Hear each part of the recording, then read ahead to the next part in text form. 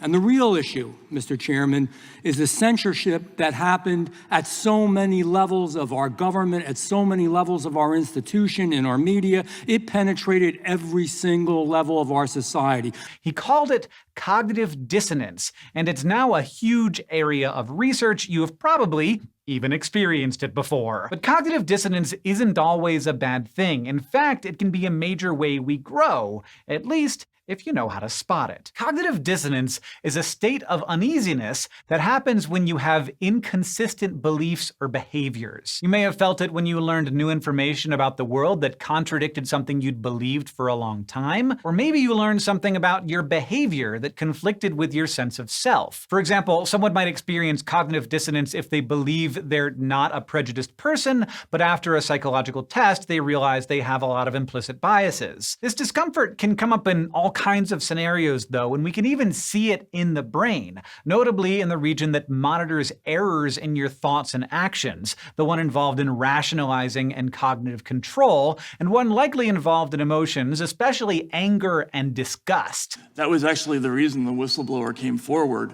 The people involved just assumed, one of the quote was, they assumed everyone who was smart thought the way they did. They talked about the potential election of Donald Trump being an end-of-the-world event. They talked about the wackadoodles who actually watch Fox News.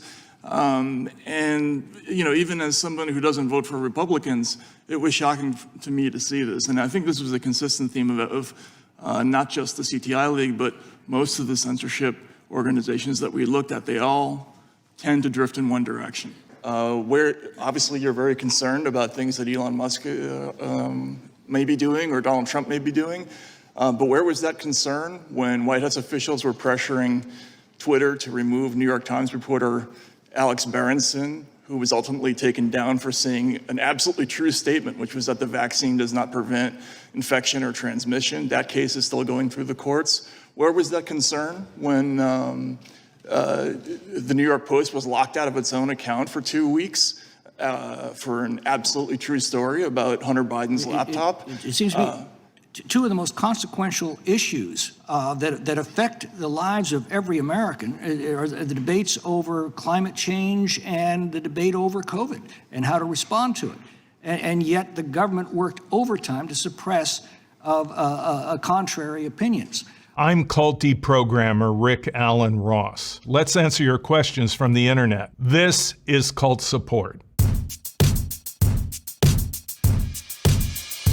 At Matt Burns asks, can Trumpism as a whole be considered a cult? Well, I don't think so. It's a political faction. And I think that for us to use the word cult in a derogatory sense just to denigrate some group is an abuse of using that word. He could be seen as a very shrewd salesman who has honed a message that appeals to a large group of people. Those people already had those beliefs and concerns that made them responsive to that message. One time, Donald Trump was on a speaking tour, and he encouraged people to get vaccinated regarding COVID, and the crowd booed him. And then he walked back what he said, and the audience kind of changed. I don't know cult leaders that get booed, and I don't know cult leaders that walk their beliefs back and morph in order to please their followers.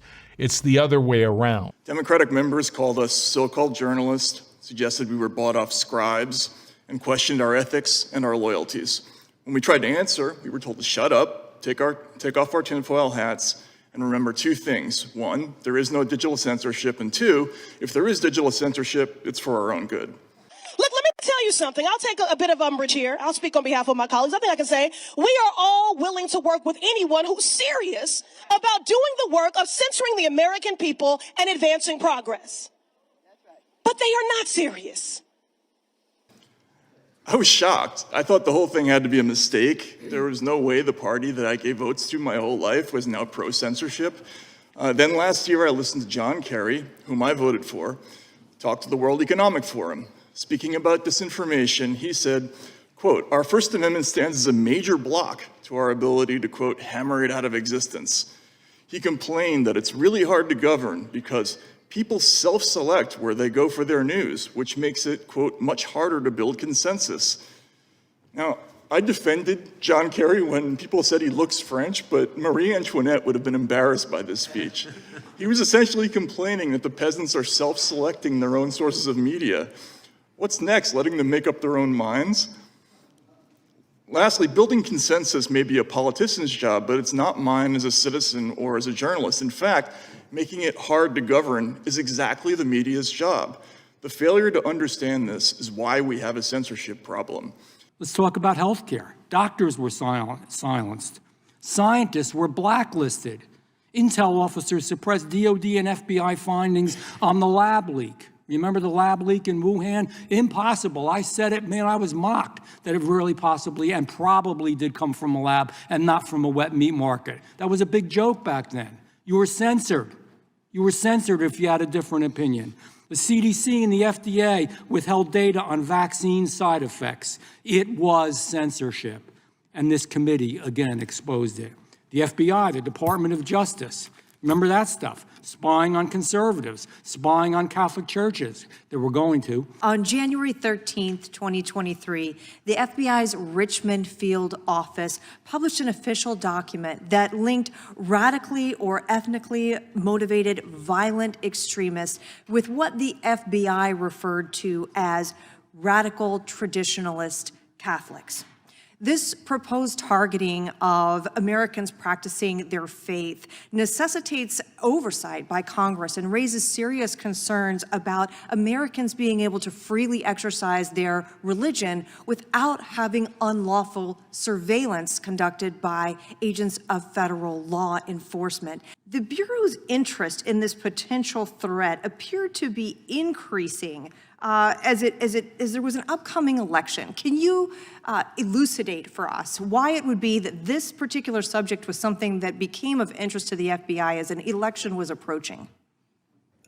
I'm not a subject matter expert on this topic. I don't have any inside information on the product. I think the Attorney General and the Director have been clear in their testimony when asked about this, that the product did not meet the FBI's exacting standards, and it was unacceptable, and that's why we're looking into how it came to be. All right. Thank you, Director Dunham. Spying on concerned parents and labeling parents who were concerned about their kids and going to school board meetings as domestic terrorists. They were trying to censor them and using FISA, worst of all, to go after millions of Americans inappropriately. It was censorship, and we exposed it. At Creation 247 asks, what makes a cult a cult? There are three primary core characteristics that form the nucleus for virtually any definition of a destructive cult. Number one, that there is an absolute totalitarian leader that is the defining element and driving force of the group, and that leader becomes an object of worship. Number two, the leader uses identifiable techniques of coercive persuasion to gain undue influence. And number three, having acquired undue influence, the leader uses it to exploit and do harm to his or her followers. It's important at this point to understand that not all cults are religious. For example, Charles Diedrich led a group called Synanon, which was a drug rehabilitation community. It wasn't about religion, but Diedrich had absolute power and control. A corporation like Apple could be seen as a cult, but a benign cult. Steve Jobs, when he was alive, was the defining element and driving force of the corporation. The followers of Taylor Swift can be seen as a cult following, but Taylor Swift is not using coercive persuasion to gain undue influence over her following. In the case of North Korea, the leader is worshipped as a virtual god on earth, and he is the defining element and driving force of the entire country. And the people are locked in a kind of social isolation. There's been starvation, deprivation. So I see North Korea as an example of how an entire country can become a destructive cult. The ultimate censorship, the media, the legacy media, which pretended none of it was happening. Most folks never got to hear about it. Didn't even know. There's still a lot of Americans that don't know. It was all censorship. And now I hear the other side lecture us about the abuse of power. Really? Seriously? After what happened after the last 4 years? You gotta be kidding me. It's unbelievable. You know, I was talking to a reporter outside before. They said, you know, what's the one thing you regret? They were doing a little bio on me in your years in politics and government. You know what I regret is that every single American didn't have to sit here in these judiciary meetings and hear what's going on to their country. I wish they knew, and they don't, because the legacy media doesn't let it out, barely covers it, covers a tiny fraction of it. I'm surprised we've survived at all with free speech. Hour after hour, hearing after hearing, case after case, I wish they were here. We fought back. We won for now, but we're in trouble around the world. Our country's in trouble. We still are.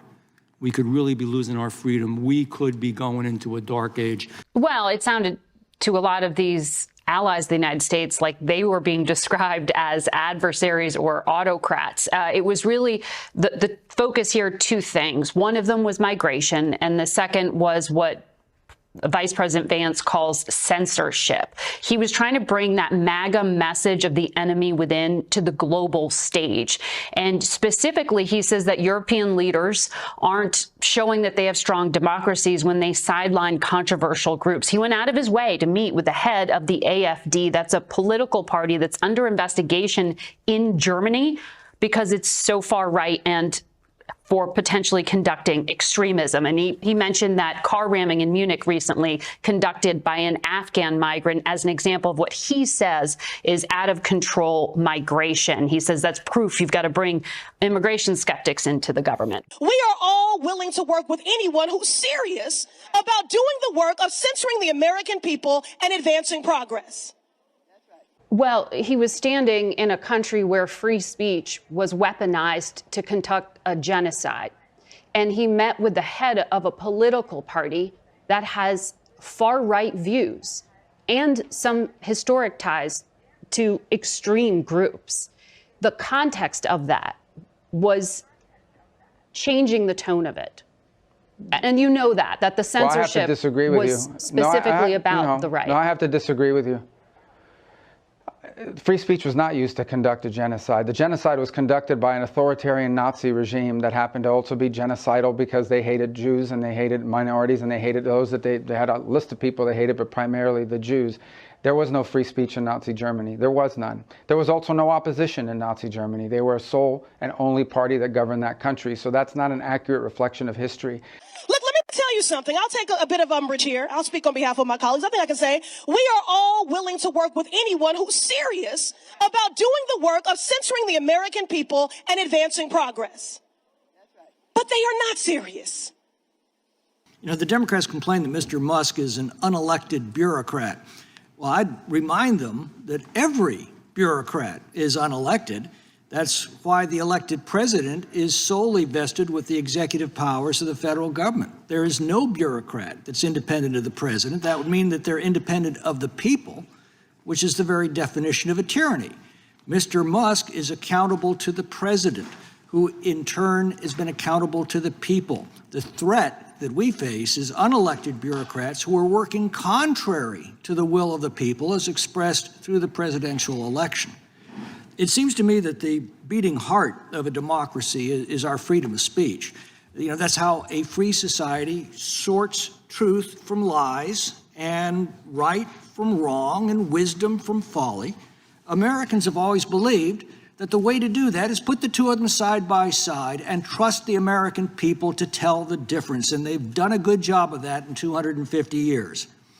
The criticism that, you know, this feels like the surveillance that Germany conducted 80 years ago. How do you respond to that? There is no surveillance. Josephine Ballon is a CEO of Hate Aid, a Berlin-based human rights organization that supports victims of online violence. In the United States, a lot of people look at this and say this is restricting free speech. It's a threat to democracy. Free speech needs boundaries. And in the case of Germany, these boundaries are part of our constitution. Without boundaries, a very small group of people can rely on endless freedom to say anything that they want, while everyone else is scared and intimidated. And your fear is that if people are freely attacked online, that they'll withdraw from the discussion. This is not only a fear, it's already taking place.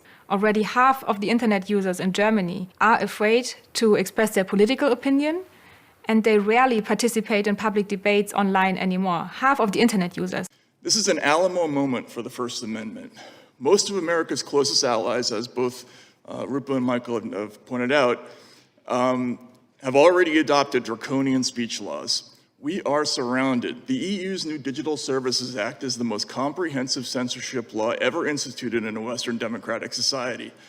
Ranking Member Raskin, you don't have to go as far as Russia or China to find people jailed for speech. Our allies in England now have an online safety act which empowers the government to jail people for nebulous offenses like false communication or causing psychological harm. Germany, France, Australia, Canada, and other nations have implemented similar ideas. These laws are totally incompatible with our system. Some of our own citizens have been harassed or even arrested in some of these countries, but our government has not stood up for them. Why? Because many of our bureaucrats believe in these laws. It's illegal to display Nazi symbolism, a swastika, or deny the Holocaust. That's clear. Is it a crime to insult somebody in public? Yes. Yes, it is. And it's a crime to insult them online as well? Yes. The fine could be even higher if you insult someone in the internet. Why? Because in internet, it stays there. If we are talking here face to face, you insult me, I insult you, okay, finish. But if you're in the internet, if I insult you or a politician... That sticks around forever. Yeah.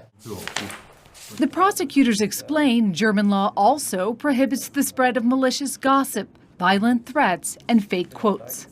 If somebody posts something that's not true, and then somebody else reposts it or likes it, are they committing a crime? Yeah, in the case of reposting, it is a crime as well, because the reader can't distinguish whether you just invented this or just reposted it. That's the same for us. The punishment for breaking hate speech laws can include jail time for repeat offenders. But in most cases, a judge levies a stiff fine and sometimes keeps their devices. How do people react when you take their phones from them? They are shocked. It's a kind of punishment if you lose your smartphone. It's even worse than the fine you have to pay. Because your whole life is typically on your phone now. Relate one of them to something you just said. You lived in Germany for half your life. Yeah. And there is a big debate going on about the politics in Germany right now. You're also Jewish. And there is support, and you've even seen it over the weekend. Marco Rubio and Elon Musk and others have been very supportive of the alt-right movement in Germany, while there have been questions about their association with some supporting Nazis and other things. I'm curious where you land on that. I don't want to go into the technical weeds here, but the problem in Germany is that somehow the small portion of Germans that believe you cannot talk about migration without being a bigot, which is about probably 15%, 90% of them vote for the Green parties, have somehow tricked the larger parties into saying they will only vote for things if the far right doesn't vote with them, which basically, as a matter of pragmatic power, shifts all immigration policy to a small group of people that literally will not let you discuss the fact that Afghani immigrants to Germany have a 70x propensity compared to German population to commit certain kind of crimes. And that in the last couple of weeks, every single terror attack has been the result. Could you go to jail for pointing that out? You'll get into trouble, but this is the weird thing.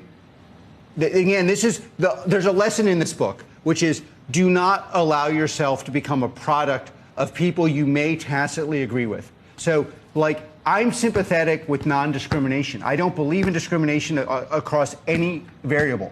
But you are being turned into a product by a certain small sector of the left because you're not allowed to talk about facts. Like, in the last couple of weeks, term Alternative für Deutschland, 4 weeks ago, they're telling me, like, yeah, screw it, I'm going to vote for them. And the reason why is it's our responsibility. And you see this, by the way. Why is the Democratic Party committing suicide? It's because in the U.S. you're talking about. In the U.S., it's the same thing. It's like we're not allowed to admit, we're not allowed to do true false. like, okay, I agree with this person, I don't agree with this person. We literally have to say anything that's ever been uttered from this person in the whole timeline has to be wrong, including border, defense, and this is happening in every Western country. And again, it's very similar to the question you asked. Okay, we know why they do it. The Greens and others are really smart to do this because then in the end, they define how the society's run. But none of us want that society. And it's not bigoted to say, wait a minute, this is not working. The good news is I think the majority of people now know that legacy media is complete bullshit. Well, that's why the media is so freaked out. Yeah. They're now trying to replicate podcasts. Yep. You saw the bit where Elon was saying to people, he says, you are the media now. Yeah. In the modern world, you have the tools to get your message out, and people can amplify others based on who has the closest proximity to the real information, who actually has the activity. Like, we can be primary sources. We don't need intermediaries. And then you have like the National Press Club. You see this speech where they have this guy up on stage. He says, doesn't matter what Elon says. They are not the press. We are the press. I'm like, oh my God, this guy's he's so out of touch with just the American moment. Like, who's going to hear that and be like, yeah, he's right. How dare citizen journalists without credentials report on things? Yeah. Wow. It has been almost 1 year since the first bombshell Twitter files. Looking back now, and my questions are for Mr. Taibbi and Mr. Schellenberger, what was the most alarming thing that you came across during your review of internal Twitter documents? And I have a number of follow-up questions, so keep it short. Sure. Thank you for the question. I think the most alarming thing that we saw was the regular stream, organized stream of communication between the FBI, the Department of Homeland Security, and the largest tech companies in the country. They had an organized system for flagging content, not occasionally, but in enormous numbers, involving spreadsheets of accounts that ran to the hundreds and thousands. And this was shocking to us, and to the congressman's point, this isn't crazy conspiracy theory. We've already had 4 federal judges rule that they believe this activity violates the First Amendment. This is quite serious. We didn't know whether it was against the law, but we certainly thought it was shocking enough to be in the public interest, and that for me was the most serious thing. Yeah, for me, it was seeing the so-called former FBI officials within Twitter and working with and other groups, including this Aspen Institute, participating in an effort to so-called pre-bunk the Hunter Biden laptop before it was ever published in the New York Post, and then to get it censored by Twitter in violation of Twitter's own terms of service, whose internal staff had concluded that the New York Post tweet had not violated their terms of service, and they censored it anyway.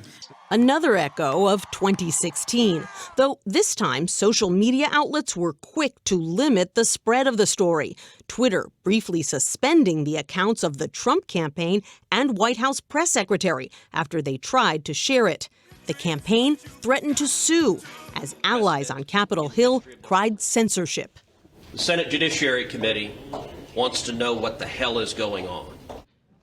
Then and now, the goal of these incidents appears to be the same, to cast a cloud over the frontrunner in the closing weeks of the campaign using a drip, drip, drip of emails that create the air of scandal, even though Republican-led congressional investigations have never uncovered any evidence of wrongdoing by Vice President Biden. Nora. Nancy Cordes, thank you. The story was reported in the right-wing New York Post before the 2020 election. It went like this. It was 2019 and Joe Biden was soon to run against Donald Trump for the presidency. Hunter Biden went into a computer repair shop. He wanted to recover data from some broken laptop computers, but he never returned to pick them up. Eventually, the computer repairman, John Paul McIsaac, looked at what was on the laptops, as he says he was allowed to, under a so-called 90-day abandonment procedure. What did the computer repairman find? Well, quite a lot. Homemade pornography, embarrassing photos. But it was the email traffic that turned this into a more serious matter. Hunter Biden used to be on the board of a Ukrainian energy company called Burisma.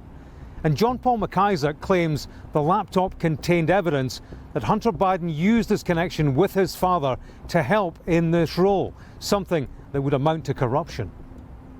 One email from a consultant to the firm read, "Dear Hunter, thank you for inviting me to DC and giving an opportunity to meet your father and spend some time together." Experts say it has all the hallmarks of information laundering and all the headaches of 2016. I have nothing to say about WikiLeaks. Back then, it was Clinton campaign chairman John Podesta whose emails were stolen and then dribbled out in the last month of the race. This time, it's a tabloid newspaper dribbling out emails, purportedly swiped from Vice President Joe Biden's son.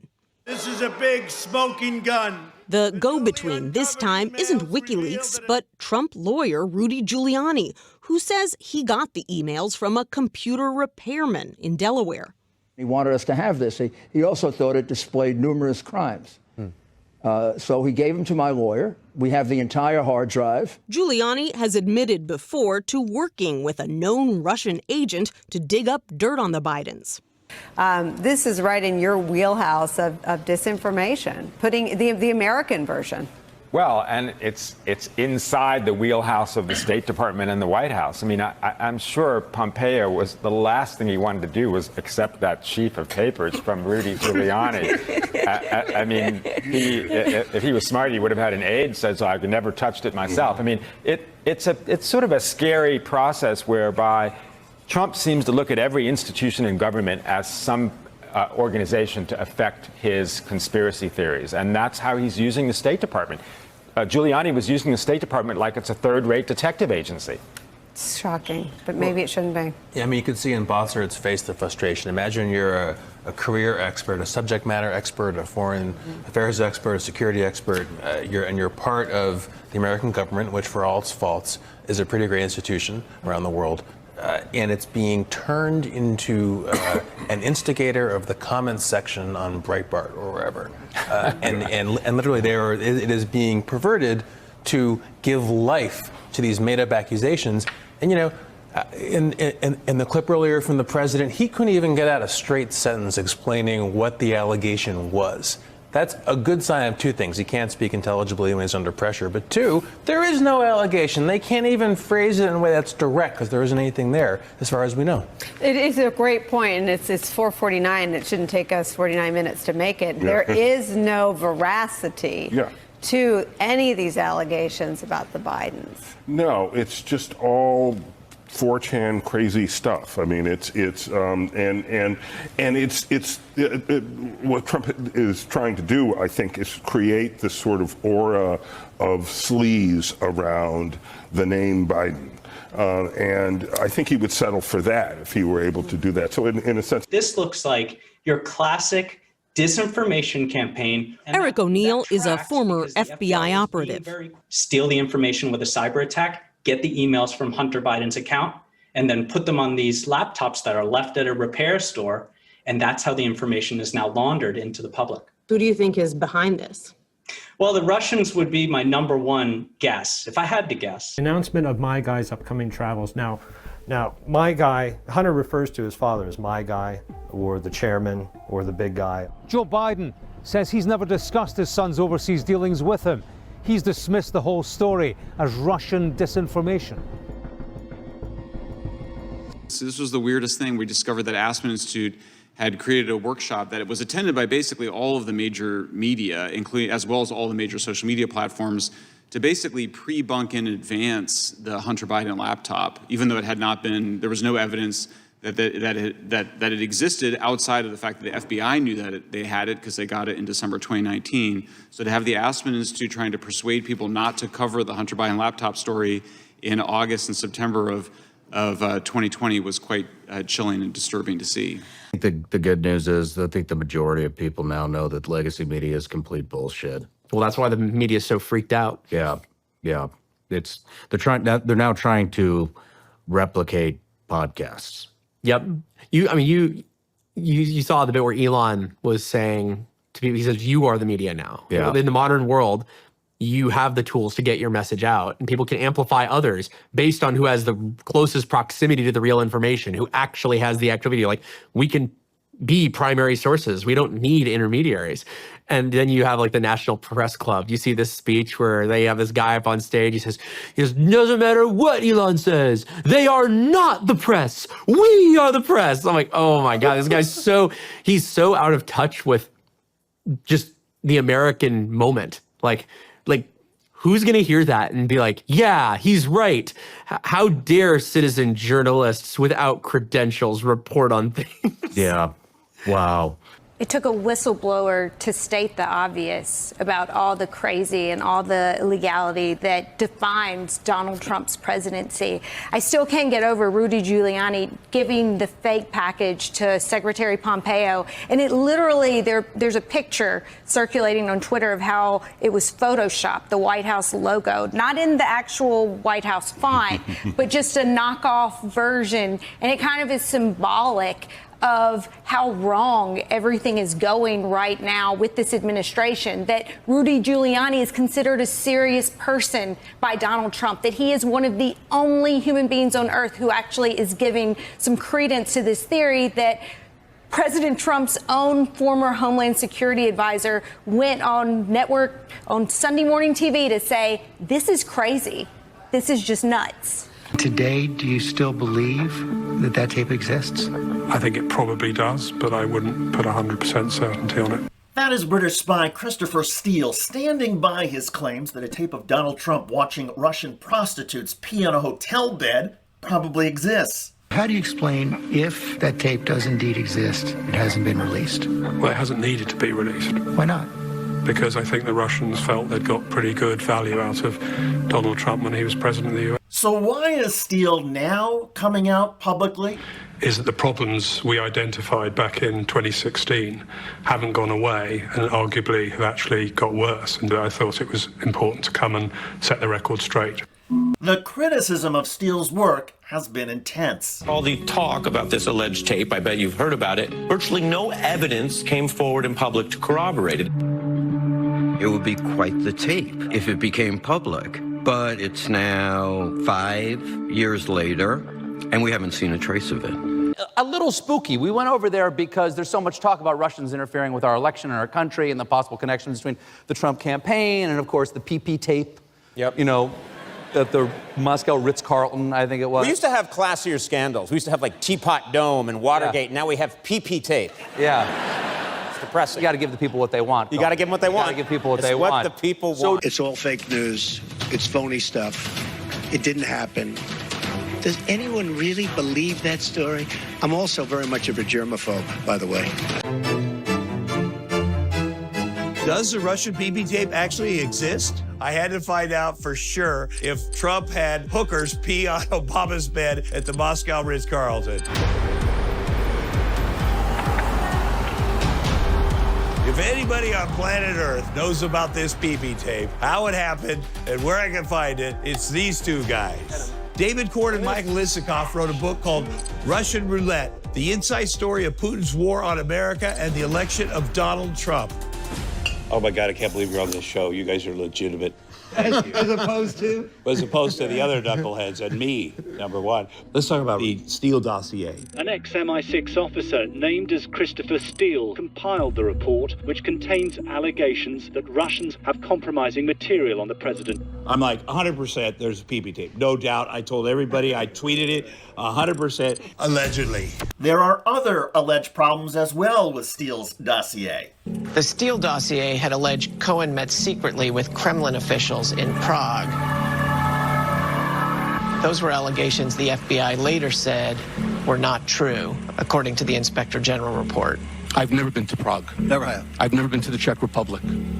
Do you think it hurts your credibility at all that you won't accept the findings of the FBI in this particular case? I'm prepared to accept that not everything in the dossier is 100% accurate. I have yet to be convinced that that is one of them. Christopher Steele is free to believe whatever he wants. It's clear to me that in the last 4 years, the Democrats attempted to install themselves, rather than the American people, as the arbiters of what is true and right and wise. And what we saw was the power of government focused on muzzling their opposition and preventing the democracy from working. I'm particularly concerned about the coordinated suppression of the story of the Hunter Biden laptop because of post-election polling in which respondents said that if they'd seen that information during the election, it would have changed their vote, and in numbers that would have changed the outcome of the presidential election. That's election interference on a historic scale and about as clear a threat to democracy as it gets. And Mr. Taibbi and Mr. Schellenberg, do you believe that this censorship is a form of election interference? Absolutely it is. There's no question in my mind. Mr. Taibbi? Yes, I think it certainly can be. In the latest story that we did on the CTI League, we saw the overt partisanship of the people involved in this operation. That was actually the reason the whistleblower came forward. The people involved one of the quote was, they assumed everyone who was smart thought the way they did. They talked about the potential election of Donald Trump being an end of the world event. They talk about the wackadoodles who actually watch Fox News. And, even as someone who doesn't vote for Republicans, it was shocking to me to see this. And I think this was a consistent theme of not just the CTI League, but most of the censorship organizations that we looked at. They all tend to drift in one direction. Look at social media. The Biden White House colluded with Facebook to silence American citizens. They censored satire. They censored dissent. They censored facts they didn't like. It was censorship, and this committee exposed it. And now even Mark Zuckerberg has to say, in August 2024, he said he publicly regretted. He apologized for what had happened because of the compliance that they had with the Biden administration that used the executive branch inappropriately. The interactions that I was just referring to, I mean, a lot of this is documented. I mean, because Jim Jordan and the House had this whole investigation and committee into the kind of government censorship around stuff like this, and we produced all these documents, and it's all in the public domain. I mean, basically, these people from the Biden administration would call up our team and like scream at them and curse, and it's like these documents it's all kind of out there. Did you record any of those phone calls? I don't think we but I think I want to listen. I mean, there are emails. the emails are published. It's all kind of out there, and they're like, and basically it just got to this point where we were like, no, we're not gonna take down things that are true. That's ridiculous.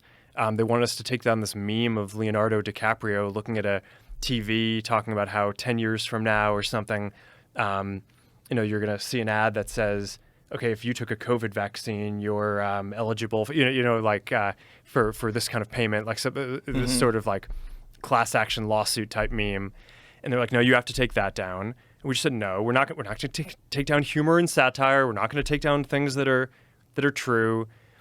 And then at some point, I guess, I don't know, it flipped a bit. I mean, Biden, when he gave some statement at some point, I don't know if it was a press conference or to some journalists, where he basically was like, these guys are killing people. And Number 2, the leader uses identifiable techniques of coercive persuasion to gain undue influence. And number 3, having acquired undue influence, the leader uses it to exploit and do harm to his or her followers. And I don't know, then like all these different agencies and branches of government basically just like started investigating, coming after our company. It was brutal. It was brutal. Look, let me tell you something. I'll take a bit of umbrage here. I'll speak on behalf of my colleagues. I think I can say we are all willing to work with anyone who's serious about doing the work of censoring the American people and advancing progress. But they are not serious.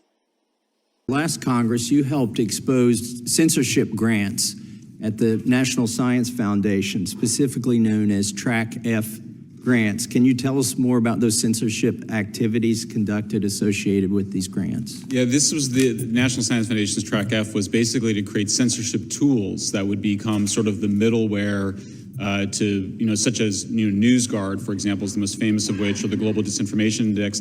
The idea is to essentially impose on people's systems, either directly through their computers or adopted by social media companies, a set of tools that would allow centralized authorities to decide what the truth was and filter it for people. It's a horrifying program. All of Track F, in my view, should be eliminated, and I think there should be an investigation to figure out what in the world were they thinking when they created a program to basically have the taxpayers subsidize the creation of elaborate censorship tools that included the use of AI in creating that censorship.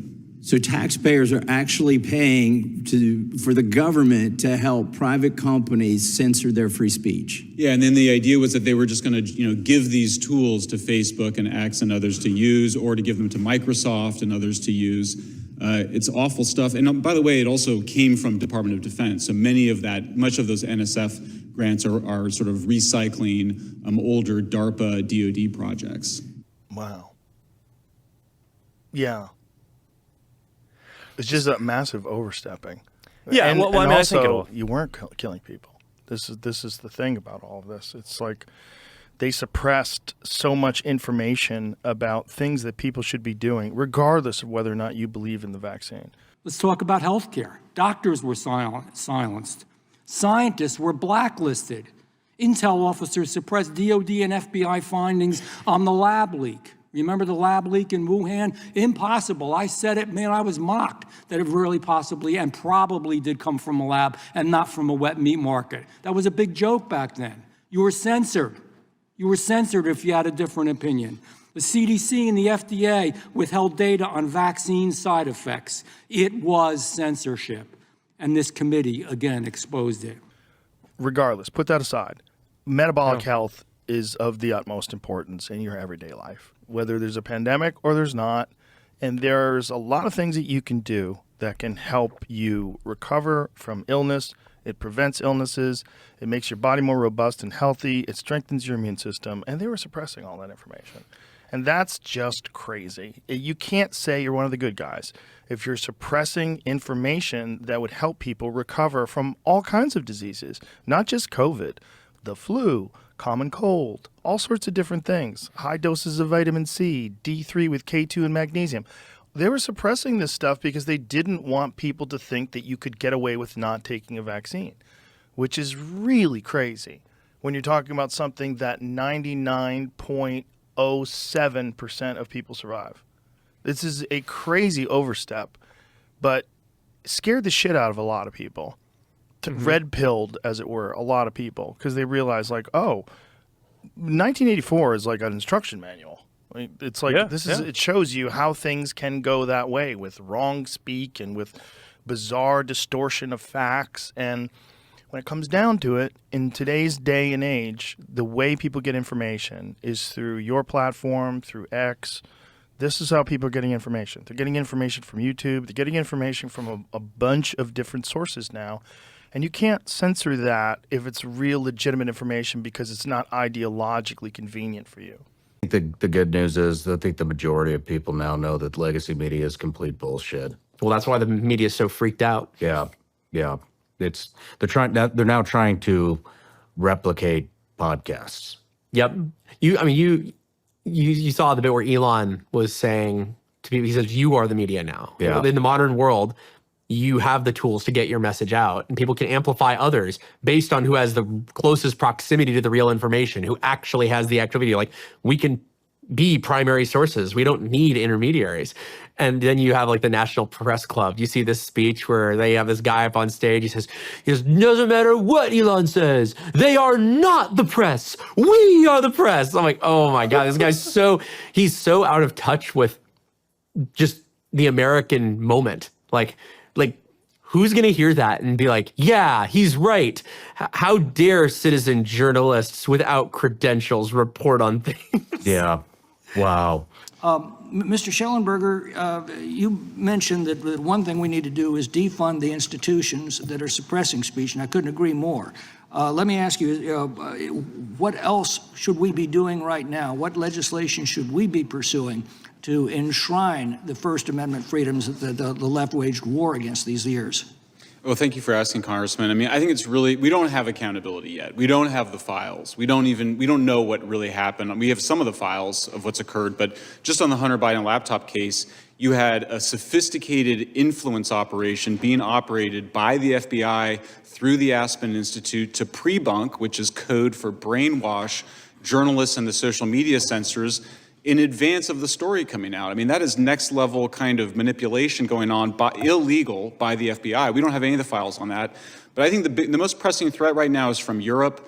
The censorship industrial complex is sort of retreating into Europe. They want to, weaponize their Digital Services Act.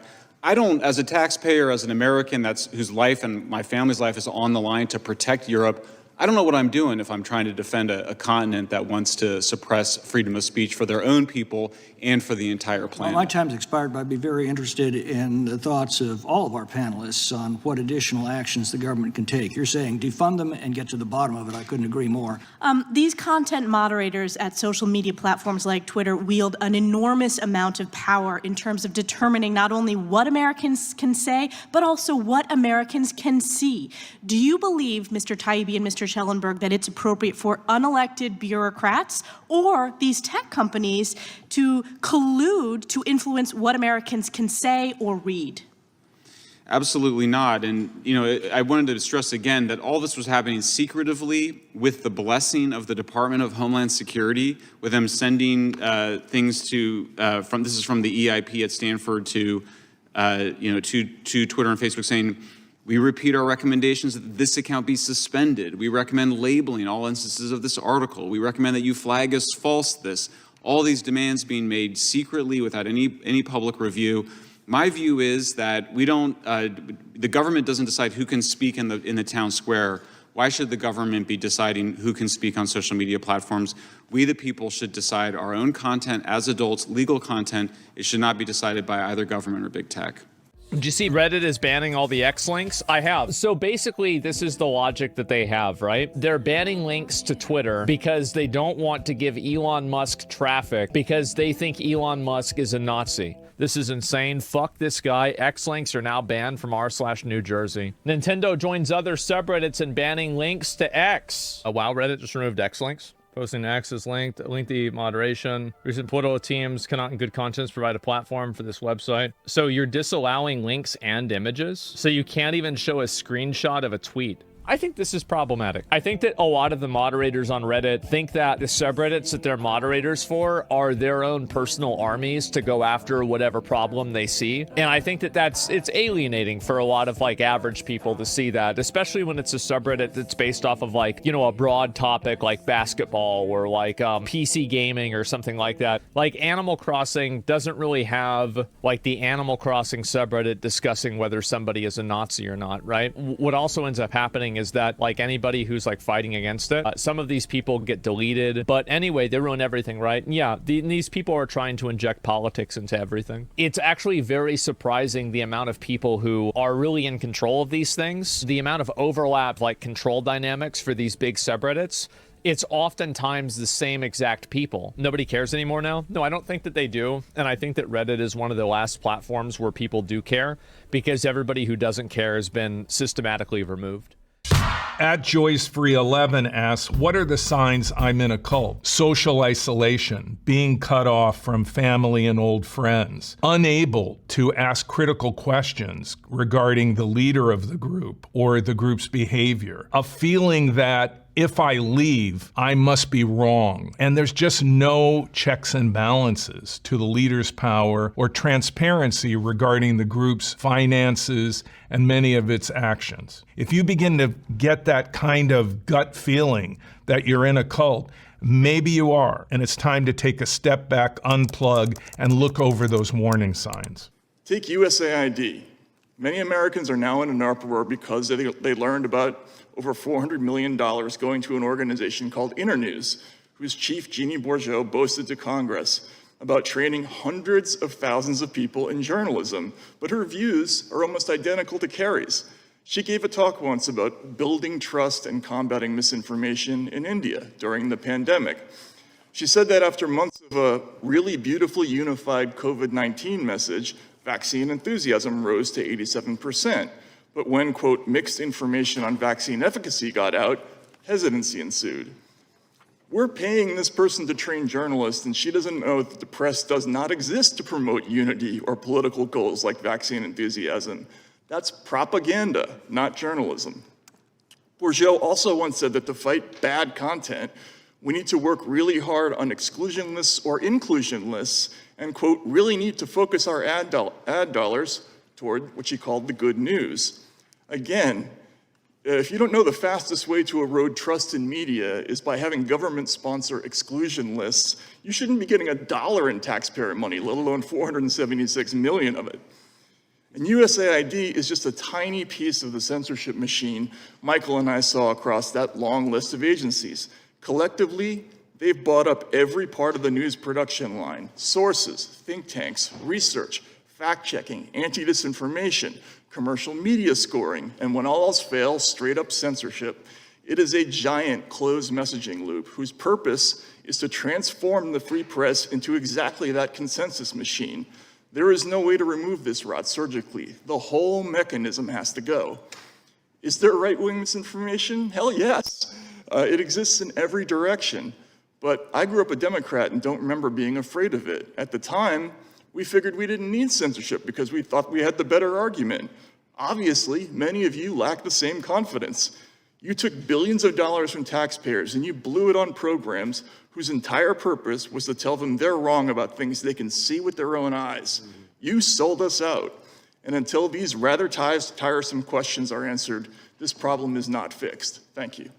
White people Twitter got banned? That's correct. Now, for context, finally forgot. So yesterday I made a video. It already has 700,000 views and it's titled "Reddit has gone insane." It has. And I'm looking at some of the posts that are made by some of these, I don't know if you want to use this word, but we'll use it, people. And they're just casually glorifying killing people, figuring out where they live. For context, these are not your run-of-the-mill threats against President Trump or Elon Musk. Multiple subreddits have now been targeting government employees, and in particular the software developers' interns working with the Trump administration. These are the normal comments made by normal people on Reddit. They all live somewhere. Pink missed all of them. Needs to be shot. Dox these people and let us deal with them. Big surprise, that shit actually doesn't fly very far. This subreddit has been temporarily banned due to a prevalence of violent content. So basically, this is the U.S. attorney. Our initial review of evidence presented to us indicates that certain individuals and/or groups have committed acts that appear to violate the law targeting Doge employees. We are in contact with the FBI and other law enforcement partners to proceed rapidly. We have our prosecutors preparing. Does shutting down the sub not contradict the right of free speech? Only a retard would think that advocating for violence against a government employee is free speech. Unfortunately, there's a lot of retards. By the way, Reddit is in basically damage control mode now. You've even got the Reddit administration that are making posts about this. When we identify communities experiencing an increase in rule-violating content, placing a temporary ban on the community. Most of them deleted their accounts. I mean, it won't matter because Reddit will just get subpoenaed for the information by the FBI, and the FBI will have to turn over all the information.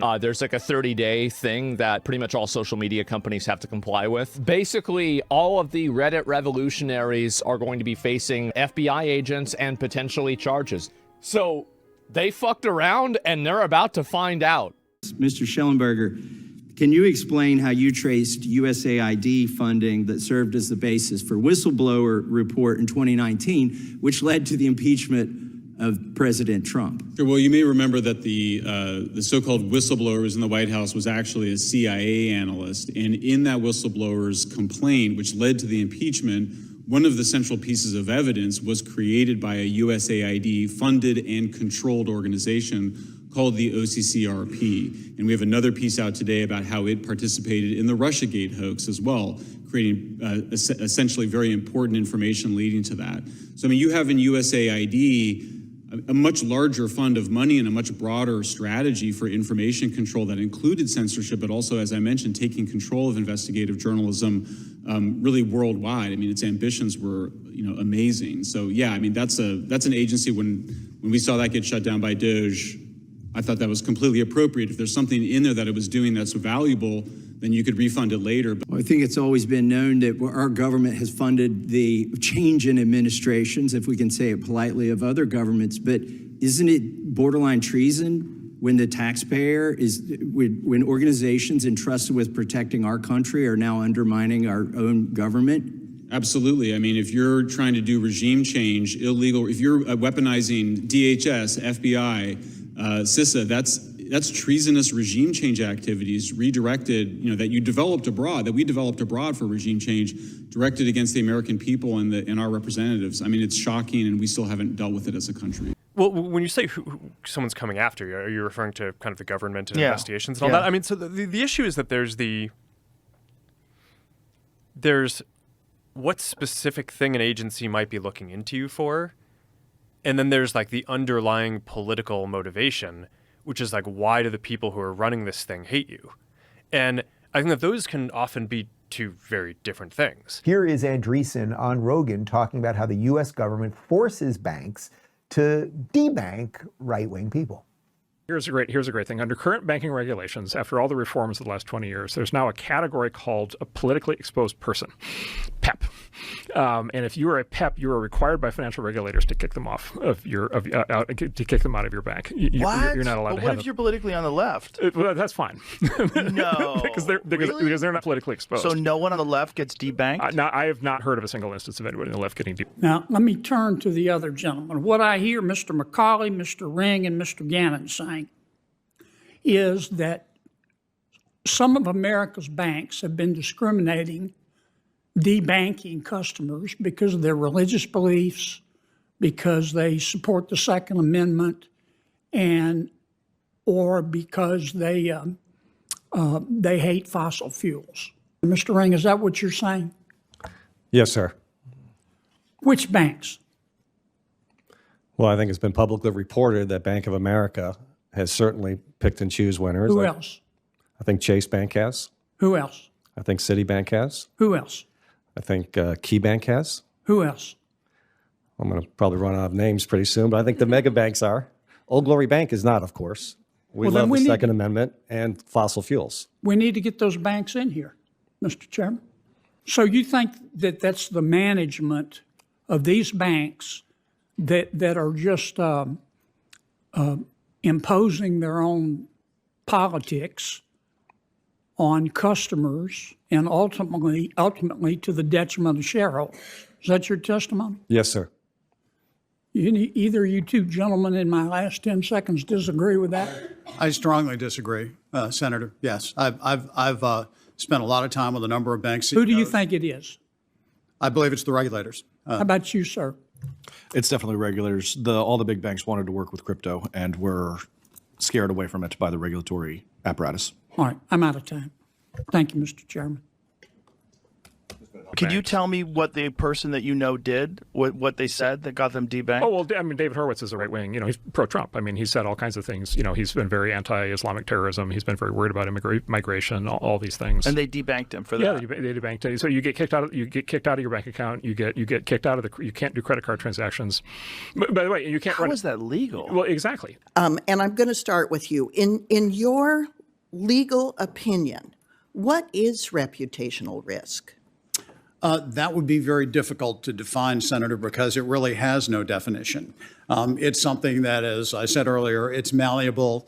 It can be reinterpreted. It's in the discretion of the regulators. So what is reputation risk today might be something different tomorrow.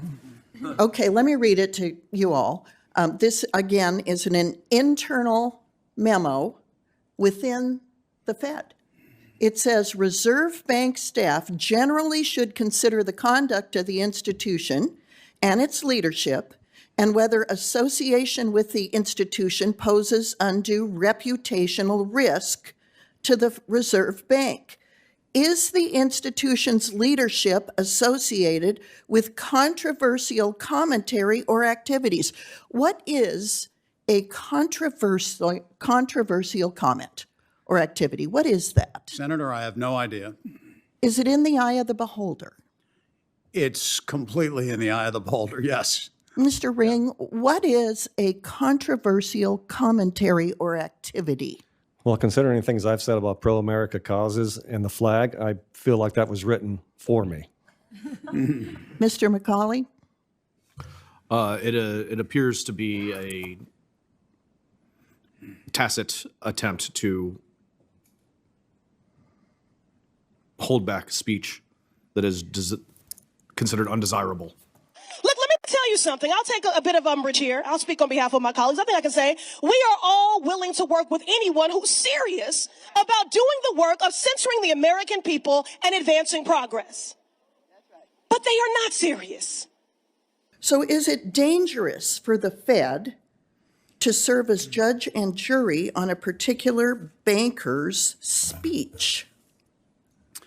Senator, I'm kind of absorbing that still a little bit because it's really quite unusual. I've never seen anything like that before. But my immediate reaction is, number one, it sort of proves out the comments I've been making about the subjectivity around reputation risk, because who's to say what is controversial and what is not controversial? That's number one. Number two, it's chilling to me that it's possible that access to the Federal Reserve payment system might be dependent on whether the applicant was engaged in some sort of controversial commentary or now I can see it, or activities. That's the kind of stuff that is, that's the kind of thing you see in countries that appear on OFAC lists. So I don't see how it has any place in assessing the capabilities of an institution to have access to the federal banking system. We don't want to be in a place where free speech is chilled because there's a concern that I might not get access to banking services. So this is the thing. And then you go into this thing of like, well, this is where the government and the companies get intertwined, back to your fascism point, which is there's a constitutional amendment that says the government can't restrict your speech, but there's no constitutional amendment that says the government can't debank you, right? And so if they can't do the one thing, they do the other thing, and then they don't have to debank you. They just have to put pressure on the private company banks to do it. And then the private company banks do it because they're expected to. But the government gets to say, we didn't do it. It was the private company that did it. And of course, JP Morgan can decide who they want to have as customers, of course, right? Because they're a private company. And so it's this sleight of hand that happens. So it's basically, it's a privatized sanctions regime that lets bureaucrats do to American citizens the same thing that we do to Iran. Look, let me tell you something. I'll take a bit of umbrage here. I'll speak on behalf of my colleagues. I think I can say we are all willing to work with anyone who's serious about doing the work of censoring the American people and advancing progress. But they are not serious. This is not about government efficiency. What kind of efficiency makes people hungrier, poorer, and less safe? As marijuana started to become legal, as prostitution started to become legal, and then guns, which there's always a fight about. Under the Obama administration, they started to debank legal marijuana businesses, escort businesses, and then gun shops, just like your gun manufacturers, and just like you're done, you're out of the banking system.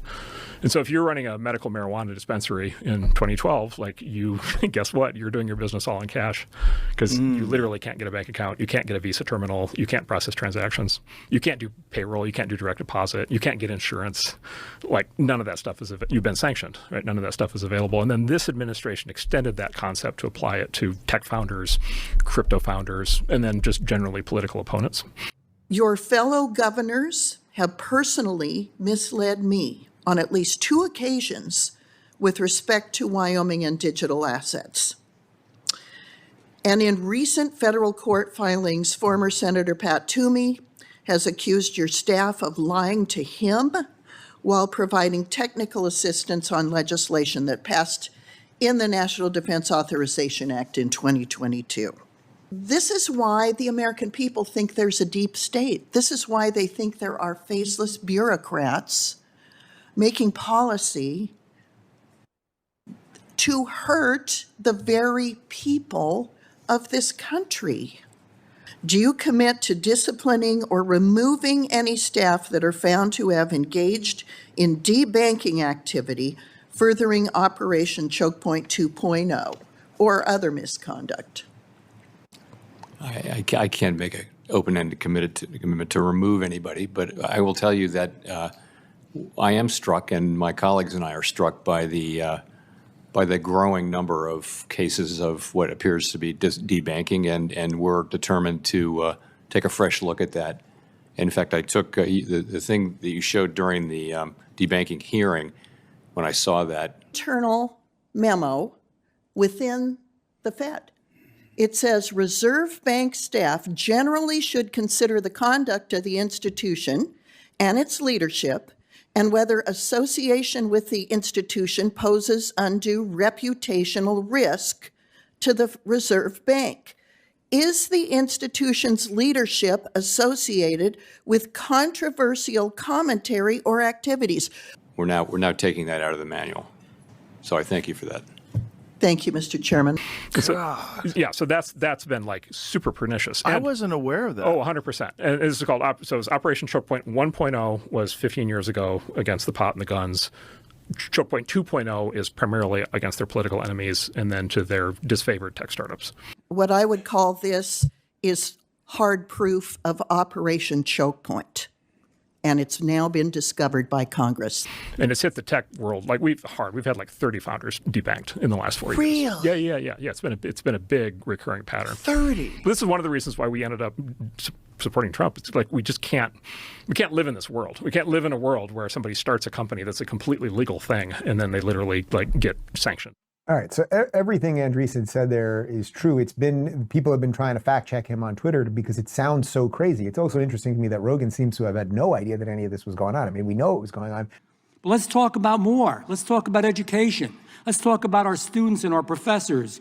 And they came before this committee too, and they told us how they were punished for holding conservative views, different views than the mainstream. And it could happen to you all. It could happen to somebody with a progressive view or a liberal view. It just isn't right. Every view should be accepted, tolerated, and encouraged in education. They were disinvited, they were deplatformed, they were chased off of campuses by angry mobs. At the University of Buffalo, conservative students were physically attacked. At Cornell, a student called for stabbing and raping Jewish women while professors continued to push blatant anti-Israel objectives. Mr. Aaron, I never heard you say a word about any of this. At Tulane, Jewish students were beaten in a protest while administrators stood by. And at Berkeley Law, and these are just a few examples, student groups created Jew-free zones, banning anyone who supported Israel from speaking, because that's what it was about. Censorship, because our free speech is the most powerful tool that Americans have. Look, let me tell you something. I'll take a bit of umbrage here. I'll speak on behalf of my colleagues. I think I can say that legacy media is complete bullshit. They fucked around and they're about to find out.